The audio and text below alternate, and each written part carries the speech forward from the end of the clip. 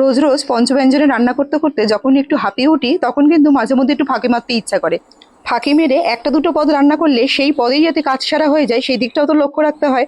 তাই আজকের রেসিপিটা ফাঁকিবাজি রান্না হলেও খেতে কিন্তু দুর্দান্ত হয়। সবার প্রথমে একটা মিক্সিং বোলের মধ্যে বেশ খানিকটা সয়া বড়ি একটু গরম জল দিয়ে ভিজিয়ে রেখে দিচ্ছি ঢাকনা দিয়ে। এটা একটু ঢাকা দিয়ে রেখে দিয়ে তা করতে করতে অন্যান্য উপকরণগুলো রেডি করে নিই। এখানে একটু গোটা গরম মশলা, 1 চামচ মতো ধনে আর 1/2 চামচ মতন জিরে নিয়েছি, একটু শুকনো খোলায় টেলে নিলাম।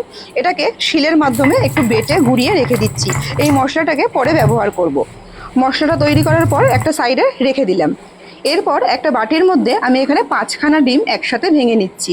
ডিমটা অবশ্যই সদস্য সংখ্যা অনুযায়ী নিতে হবে। সামান্য একটু নুন দিয়ে ফেটিয়ে রেখে দিলাম। এরপর একটা প্যানের মধ্যে একটু তেল গরম করে নিলাম। এবার এই তেলের মধ্যে ডিমটাকে ভেজে নেব। প্রথমেই বলেছি রান্নাটা হবে ফাঁকিবাজি, সুতরাং একসাথে সবকটা ডিম আমি ভেজে নিলাম। আর ভেজে নেবার পর একটা পিঠ ভালো করে ভেজে নিয়ে আবার উল্টে দিয়ে আরেকটা পিঠও একটু ভেজে নিলে কিন্তু সুন্দর এটা উল্টানো হয়ে যাবে।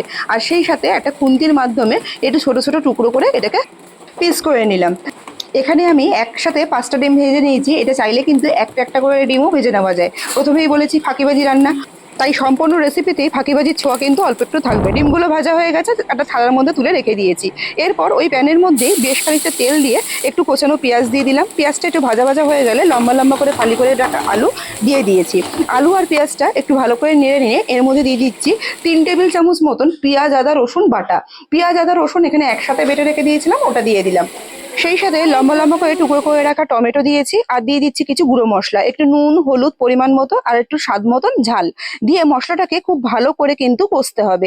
একদম লো হিটে দিয়ে মশলাটাকে যত ভালো কষা হবে তত ভালো টেস্ট হবে।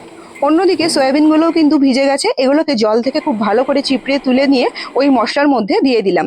সয়াবিনটা দিয়েও খুব ভালো করে একটু কষে নেবো।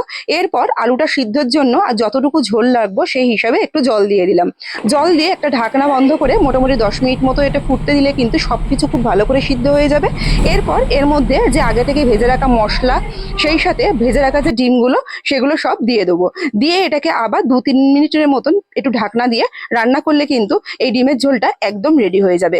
যখনই রান্না করতে বেশি মন না চায় তখন কিন্তু এইরকম একটা যদি রেসিপি থাকে, এই একটা রেসিপি দিয়েই অনেকটা ভাত খাওয়া হয়ে যায়। এর সাথে আর বিশেষ সেরকম কোনো কিছুর দরকারই পড়ে না।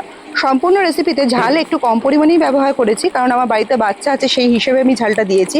ঝাল বেশি খেতে চাইলে ভাজা মশলার সাথে 2টো শুকনো লঙ্কা দিয়ে দিলে কিন্তু রং আর গন্ধ আরও সুন্দর হবে।